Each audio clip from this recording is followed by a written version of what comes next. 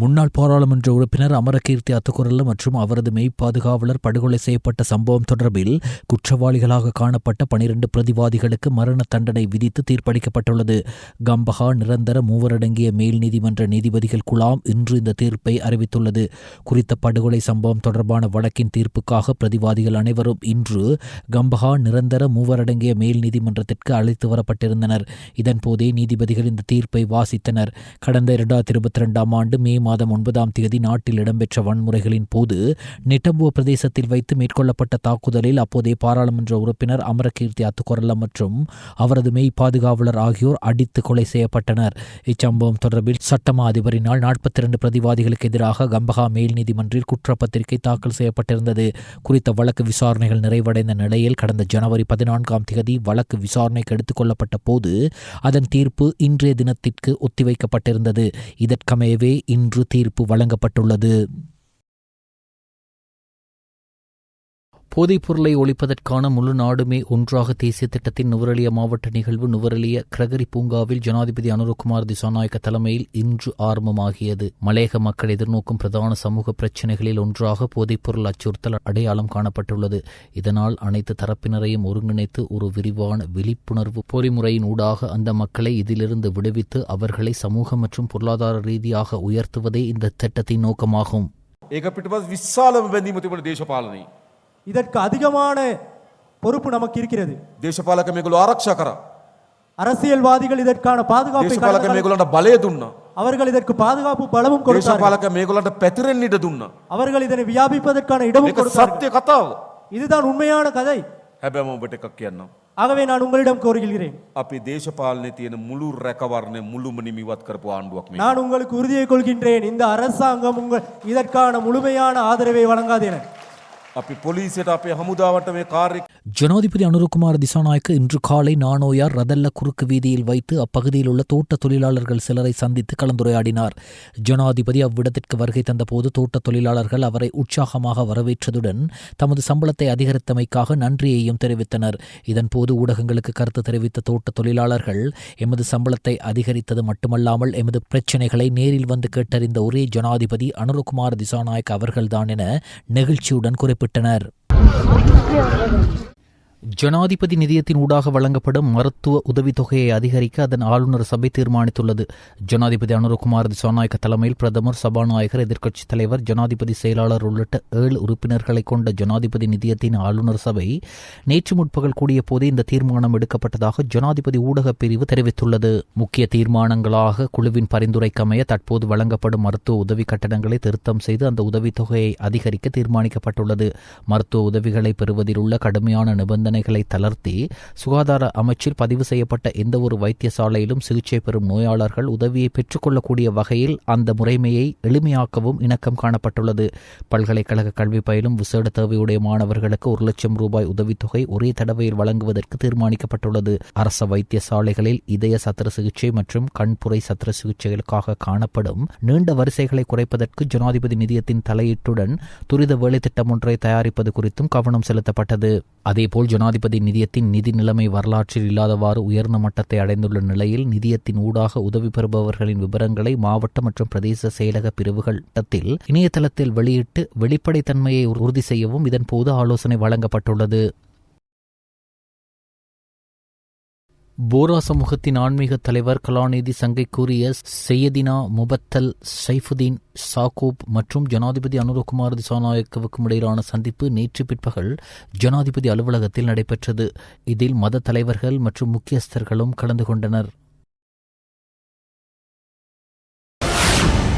உகண்டாவில் மட்டுமின்றி துபாயிலும் ராஜபக்சக்கள் பணத்தை பதுக்கி வைத்துள்ளனர். அது தொடர்பில் விசாரணைகள் முன்னெடுக்கப்படுவதாக அமைச்சரவை பேச்சாளரும் அமைச்சருமான நலிந்த ஜெயதிச தெரிவித்தார். அரசாங்க தகவல் திணைக்களத்தில் நேற்று செவ்வாய்க்கிழமை நடைபெற்ற அமைச்சரவை தீர்மானங்களை அறிவிக்கும் செய்தியாளர் சந்திப்பில் ராஜபக்சக்களுக்கு எதிராக கடந்த காலங்களில் முன்வைக்கப்பட்ட ஊழல் மோசடிகள் தொடர்பான குற்றச்சாட்டுகள் தொடர்பான விசாரணைகள் தொடர்பில் எழுப்பப்பட்ட கேள்விக்கு பதிலளிக்கையில் அமைச்சர் இவ்வாறு கூறினார். கடந்த காலங்களில் இடம்பெற்ற ஊழல் மோசடிகள் தொடர்பில் பல்வேறு விசாரணைகள் நடக்கின்றன.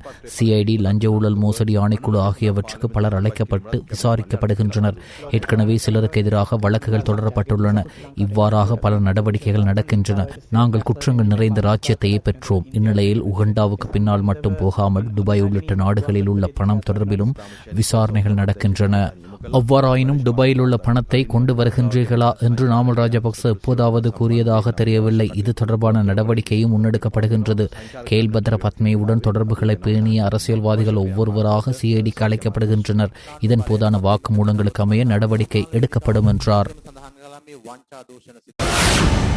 கரைவளை தொழிலில் ஈடுபடுபவர்களுக்கு பழைய முறையில் அந்த தொழிலை முன்னெடுப்பதற்கு எந்த தடையும் கிடையாது. ஆனால் மீன்வளத்திற்கு பாதிப்பு ஏற்படக்கூடிய வகையில் இயந்திரங்களை கொண்டு அந்த தொழிலை முன்னெடுப்பதற்கு அனுமதி அளிக்க முடியாது என்ற நிலைப்பாட்டில் அரசாங்கம் உறுதியாக இருக்கின்றது என்று அமைச்சரவை பேச்சாளரும் அமைச்சருமான நலிந்த ஜெயதிச தெரிவித்தார். கரைவளை தொழிலாளர்கள் கொழும்பில் ஜனாதிபதி செயலகத்திற்கு முன்னால் முன்னெடுக்கும் சத்தியாகிரக போராட்டம் தொடர்பில் அரசாங்க தகவல் திணைக்களத்தில் நேற்று செவ்வாய்க்கிழமை நடத்தப்பட்ட செய்தியாளர் சந்திப்பில் எழுப்பப்பட்ட கேள்விக்கு பதிலளிக்கையில் அமைச்சர் இதனை தெரிவித்தார். கடற்றொழில் அமைச்சின் பக்கத்தில் இது தொடர்பில் சம்பந்தப்பட்ட தரப்பினருடன் பல்வேறு கலந்துரையாடல்கள் நடத்தப்பட்டுள்ளன. இதன்போது சம்பிரதாய முறைமையில் கரைவளை இழுப்பதில் எவ்வித பிரச்சனையும் கிடையாது என்றும் அந்த துறைக்கு தேவையான உதவிகளை வழங்க தயார் என்றும் அமைச்சு தெரிவித்துள்ளது. நாட்டின் முன்னணி அரச நிறுவனங்களை தேசிய சைபர் பாதுகாப்பு செயற்பாட்டு மையத்துடன் இணைப்பதற்கான விசேட கலந்துரையாடல் நேற்று ஜனாதிபதி செயலகத்தில் நடைபெற்றது. இலங்கை சட் நிறுவனம் மற்றும் டிஜிட்டல் பொருளாதார அமைச்சு ஆகியன இணைந்து இக்கலந்துரையாடலை ஏற்பாடு செய்திருந்தன. நவீன உலகில் சைபர் பாதுகாப்பு என்பது வெறும் தொழில்நுட்ப விடயம் மட்டுமல்ல, தேசிய பாதுகாப்பு, பொருளாதார ஸ்திரத்தன்மை மற்றும் பொதுமக்களின் நம்பிக்கை ஆகியவற்றில் நேரடி தாக்கத்தை ஏற்படுத்தும் தேசிய முக்கியத்துவம் வாய்ந்த விடயமாக உள்ளதாகவும் இக்கூட்டத்தில் வலியுறுத்தப்பட்டது. சர்வதேச ரீதியாக ஊழல் தடுப்பு நடவடிக்கைகளில் இலங்கை முன்னேற்றமடைந்துள்ளதாக தெரிய வந்துள்ளது. டிரான்ஸ்பரன்சி இன்டர்நேஷனல் நேற்று வெளியிட்ட 2025 ஆண்டிற்கான ஊழல் புலனாய்வு சுட்டெண்ணில் இலங்கை குறிப்பிடத்தக்க முன்னேற்றத்தை பதிவு செய்துள்ளது. கடந்த 2024 ஆண்டு 32 புள்ளிகளுடன் 121வது இடத்தில் இருந்த இலங்கை தற்போது 35 புள்ளிகளை பெற்று 14 இடங்கள் முன்னேறி 107வது இடத்தை பிடித்துள்ளது. இலங்கை தனது தரைவரிசையில் 14 இடங்கள் முன்னேறி ஊழலுக்கு எதிரான முயற்சிகளில் நம்பிக்கையை ஏற்படுத்தியுள்ளதாக டிரான்ஸ்பரன்சி இன்டர்நேஷனல் அறிக்கை சுட்டிக்காட்டப்பட்டுள்ளது. அரசாங்க துறையில் ஊழலை ஒழிப்பதில் அண்மை காலமாக எடுக்கப்பட்டு வரும் முயற்சிகள் மற்றும் நிபுணர்களிடையே ஏற்பட்டுள்ள நம்பிக்கையை இந்த தரவரிசை மாற்றத்திற்கு காரணமாகும். பட்டியலில் இலங்கை முன்னேற்றமடைந்த போதிலும் இலங்கையின் மதிப்பெண் உலக சராசரியான 43 விடவும் குறைவாக உள்ளது. இது நிர்வாக கட்டமைப்பில் இன்னும் சவால்கள் இருப்பதை உணர்த்துகிறது. கடந்த 10 ஆண்டுகளில் இலங்கையின் அதிகபட்ச மதிப்பெண் 40ஆகவும் குறைந்தபட்ச மதிப்பெண் 36ஆகவும் பதிவாகியுள்ளது. இப்பட்டியலில் டென்மார்க் 89 புள்ளிகளுடன் தொடர்ந்து முதலிடத்தில் உள்ளது. இதேவேளை தெற்கு சூடான் மற்றும் சோமாலியா ஆகிய நாடுகள் கடைசி இடங்களை பெற்றுள்ளன. ஜனாதிபதியின் வரவு செலவு திட்டத்தில் பரிந்துரைக்கப்பட்ட ரூபாய் 1750 நாளாந்த சம்பளம் கிடைத்ததை தொடர்ந்து தோட்டப்புறங்களில் தொழிலாளர்கள் பாட்சோறு சமைத்து பட்டாசு கொளுத்தி பூஜை வழிபாடுகள் செய்து மகிழ்ச்சி கொண்டாட்டங்களில் ஈடுபட்டு வருகின்றனர். நோர்வுட் எல்படை தோட்ட தொழிலாளர்களுக்கான சம்பள பட்டியல் வழங்கப்பட்டுள்ளதாகவும் அதில் ரூபாய் 1550 அடிப்படை சம்பளமாகவும் வரவுக்கான கொடுப்பனவாக ரூபாய் 200 வழங்கப்படுவதாக தோட்ட நிர்வாகம் தெரிவித்துள்ளது. இதைத் தொடர்ந்து நோர்வுட் எல்படை தோட்ட மக்கள் ஜனாதிபதிக்கு ஆசி வேண்டி பூஜைகள் செய்ததுடன் சோறு சமைத்து நன்றியை தெரிவித்தனர். இது குறித்து கருத்து தெரிவித்த தொழிலாளர்கள் கடந்த காலங்களில் சம்பள உயர்வுக்காக பல போராட்டங்களில் ஈடுபட்டதாகவும், ஆனால் இந்த முறை எந்தவித போராட்டமும் இன்றி மக்களை வீதிக்கு இறக்காமல் ஜனாதிபதி உறுதியளித்தபடி சம்பள உயர்வை பெற்றுக் கொடுத்துள்ளதாகவும் தெரிவித்தனர். இதற்காக ஜனாதிபதிக்கும் பெருந்தோட்டத்துறை அமைச்சர்களுக்கும் நன்றியை தெரிவித்தனர். සිය 50යි අමුණා බොහොම ස්තුතියි ජනාධිපති මහත්මයා. ගොඩාක් ස්තුතියි අපිට මේ පඩි වැඩි කරලා දුන්නාට. අනුර මහත්මයාට ගොඩාක් ස්තුතියි. වීදමට හරියන පඩියක් තමයි අපි කියලා කියන්න පුළුවන්. මෙච්චර කාලෙ අපි මේ ප්‍රොසෙස් අර මේ කරලා තමයි අපි මේ පඩිය ගත්තේ. මේ සරණන් අපි මේ දෙයක් නෑ අපිට ජනාධිපතිතුමා මේ පඩිය දාලා දුන්නා. ඒකට මේ ජනාධිපතිතුමාට ස්තුති කරනවා. අපිට මේ මෙච්චර මාන්සියලා අපේ අම්බ කරන මෙච්චර දවසට මේ වගේ පඩියක් අපිට අතට ලැබුණේ නෑ. මේ ලබා දුන්න පඩියට ගොඩාක් ස්තුතියි සර්. 2025 ஆண்டிற்கான கல்வி பொதுத்தராதர சாதாரண தர பரீட்சையை முன்னிட்டு மேலதிக வகுப்புகள், விரிவுரைகள், கருத்தரங்குகள் மற்றும் செயலமர்வுகள் நடத்துவது இன்று நள்ளிரவு முதல் தடை செய்யப்படுவதாக பரீட்சைகள் திணைக்களம் அறிவித்துள்ளது. அத்துடன் பரீட்சைக்கான மாதிரி வினாக்கள் அடங்கிய வினாத்தாள்களை அச்சிடுதல் மற்றும் விநியோகித்தல், பரீட்சை வினாக்களை வழங்குவதாக கூறி சுவரொட்டிகள், பதாதைகள், துண்டு பிரசுரங்கள் மூலம் இலத்திரனியல் அல்லது அச்சு ஊடகங்களில் விளம்பரப்படுத்தல் அல்லது அவற்றை வைத்திருத்தல் என்பன முற்றாக தடை செய்யப்பட்டுள்ளன. எவரேனும் ஒரு நபரோ அல்லது நிறுவனமோ இந்த சட்டங்களை மீறினால் அது குறித்து அருகிலுள்ள போலீஸ் நிலையத்திற்கோ அல்லது பரீட்சைகள் திணைக்களத்திற்கோ அறிவிக்குமாறு பொதுமக்களிடம் கோரிக்கை விடுக்கப்பட்டுள்ளது. யாழ்ப்பாணத்தில் போலீசாரின் துப்பாக்கிச் சூட்டுக்கு இலக்காகி உயிரிழந்த இளைஞனின் உடற்கூற்று பரிசோதனையில் துப்பாக்கி சன்னம் நெற்றியில் பாய்ந்து தலைக்குள் ஊடுருவி மூளையை துளைத்து சென்றமையாலேயே மரணம் சம்பவித்துள்ளது என தெரிய வந்துள்ளது. யாழ்ப்பாணம் அள்ளைப்பட்டி பகுதியில் போலீசாரின் கட்டளையை மீறி பயணித்த வாகனத்தின் மீது மேற்கொள்ளப்பட்ட துப்பாக்கி பிரயோகத்தில் வட்டுக்கோட்டை பகுதியைச் சேர்ந்த அல்பினோ அருள் ஃபயாஸ் என்ற 17 வயதுடைய இளைஞன் உயிரிழந்துள்ளான். குறித்த இளைஞனின் உடற்கூட்டு பரிசோதனை யாழ் போதனா வைத்தியசாலையில் நேற்று சட்ட வைத்திய அதிகாரி எம் மயூரதன் முன்னிலையில் நடைபெற்றது.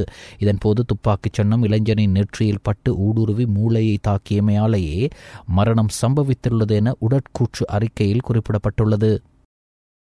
இந்தியாவின் பெங்களூரில் 2026 ஆண்டு நடைபெற்ற சர்வதேச யோகா கூட்டமைப்பின் உலக யோகா சாம்பியன்ஷிப் போட்டியில் இலங்கை அணி மிக சிறந்த திறமையை வெளிப்படுத்தி ஒட்டுமொத்த போட்டியில் 2ஆம் இடத்தை பெற்றுள்ளது. இலங்கை யோகா கூட்டமைப்பின் சார்பில் பங்கேற்ற வீரர்கள் சர்வதேச தரத்திலான போட்டிகளில் பல தங்கப்பதக்கங்களை வென்று அசத்தினர். இறுதி புள்ளி பட்டியலின் அடிப்படையில் இலங்கை அணி 2ஆம் இடத்திற்கான வெற்றி கேடயத்தை கைப்பற்றி நாட்டுக்கு பெருமை சேர்த்துள்ளது. இந்த வெற்றியானது இலங்கையில் யோகா கலையை அடுத்த கட்டத்திற்கு கொண்டு செல்லும் என விளையாட்டு ஆர்வலர்கள் பாராட்டு தெரிவித்துள்ளனர்.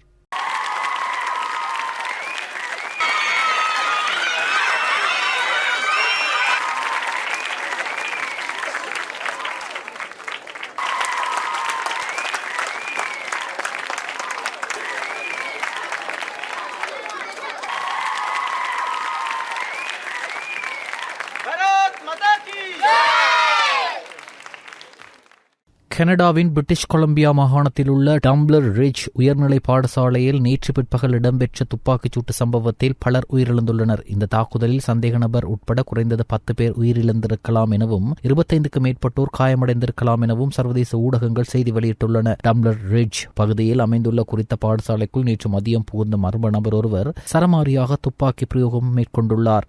இதையடுத்து அப்பகுதியில் அவசரகால எச்சரிக்கை விடுக்கப்பட்டதுடன் பாடசாலை மாணவர்கள் மற்றும் பொதுமக்களை பாதுகாப்பான இடங்களில் இருக்குமாறு போலீசார் அறிவுறுத்தினர். துப்பாக்கிச் சூட்டை நடத்தியவர் பழுப்பு நிற முடி மற்றும் ஆடை அணிந்திருந்ததாகவும் நேரில் கண்டவர்கள் தெரிவித்துள்ளனர். இந்நிலையில் குறித்த சந்தேக நபர் துப்பாக்கிச் சூட்டு காயங்களுடன் சடலமாக மீட்கப்பட்டுள்ளதாக போலீசார் உறுதிப்படுத்தியுள்ளனர். அவர் தன்னைத்தானே சுட்டு தற்கொலை செய்து கொண்டிருக்கலாம் என சந்தேகிக்கப்படுகிறது. பாடசாலை தாக்குதலுடன் தொடர்புடையதாக கருதப்படும் மற்றொரு சம்பவம் அருகிலுள்ள வீடொன்றிலும் இடம்பெற்றுள்ளது. அங்கிருந்தும் 2 சடலங்கள் மீட்கப்பட்டுள்ளதாக தகவல்கள் தெரிவிக்கின்றன.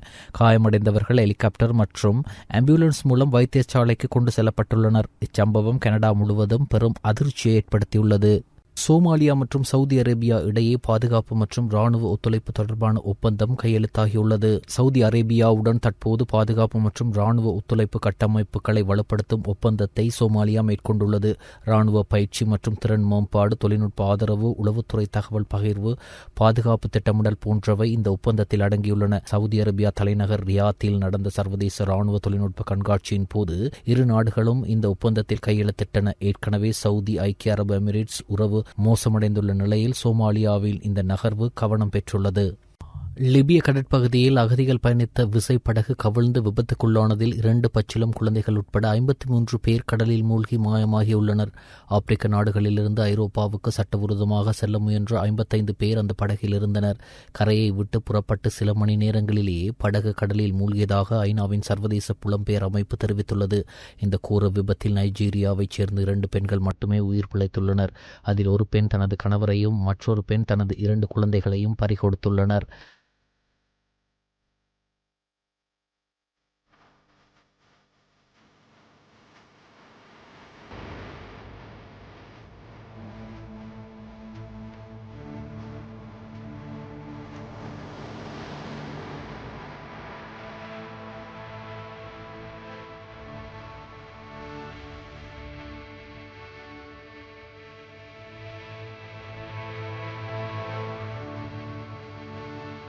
நாட்டில் தற்போது நிலவும் வறட்சியான வானிலையில் பிப்ரவரி 12ஆம் தேதியிலிருந்து மாற்றம் ஏற்படக்கூடிய சாத்தியம் காணப்படுவதாக வளிமண்டலவியல் திணைக்களம் எதிர்வு கூறியுள்ளது. நாட்டின் பெரும்பாலான பிரதேசங்களில் பிரதானமாக வறட்சியான வானிலை நிலவும் என எதிர்பார்க்கப்படுகிறது. மேல் சப்ரகமோ, மத்திய, ஊவா, வடமத்திய மற்றும் வடமேல் மாகாணங்களிலும் காலி மற்றும் மாத்தறை மாவட்டங்களிலும் சில இடங்களில் அதிகாலை வேளையில் பனிமூட்டமான நிலை காணப்படும் என எதிர்பார்க்கப்படுகிறது. 2020 உலகக்கிண்ண கிரிக்கெட் தொடருக்கான இலங்கை அணியிலிருந்து உபாதை காரணமாக விலகியுள்ள சகலத்துறை ஆட்டக்காரர் வனிந்து அசரங்கவிற்கு பதிலாக துஷான் ஏமந்தவை அணியில் இணைத்துக் கொள்ள சர்வதேச கிரிக்கெட் சபை அனுமதி வழங்கியுள்ளது. துஷான் ஏமந்த் இதுவரை 5 ஒருநாள் போட்டிகளிலும் 3 2020 சர்வதேச போட்டிகளிலும் விளையாடியுள்ளமை குறிப்பிடத்தக்கது. கடந்த பிப்ரவரி 8ஆம் தேதி அயர்லாந்து அணியுடன் நடைபெற்ற போட்டியின் போது வனிந்து அசரங்க காலில் உபாதைக்கு உள்ளானார். இந்நிலையில் நேற்று அவருக்கு மேற்கொள்ளப்பட்ட MRI பரிசோதனையில் உபாதை குணமடையாது உறுதி செய்யப்பட்டதால் அவர் இம்முறை உலகக்கிண்ண தொடரிலிருந்து நீக்கப்படுவதாக கிரிக்கெட் வட்டாரங்கள் தெரிவிக்கின்றன. இலங்கை அணி பங்கேற்கும் அடுத்த போட்டி எதிர்வரும் 12ஆம் தேதி ஓமான் அணியுடன் பல்லேக்கல கிரிக்கெட் மைதானத்தில் நடைபெறவுள்ளது.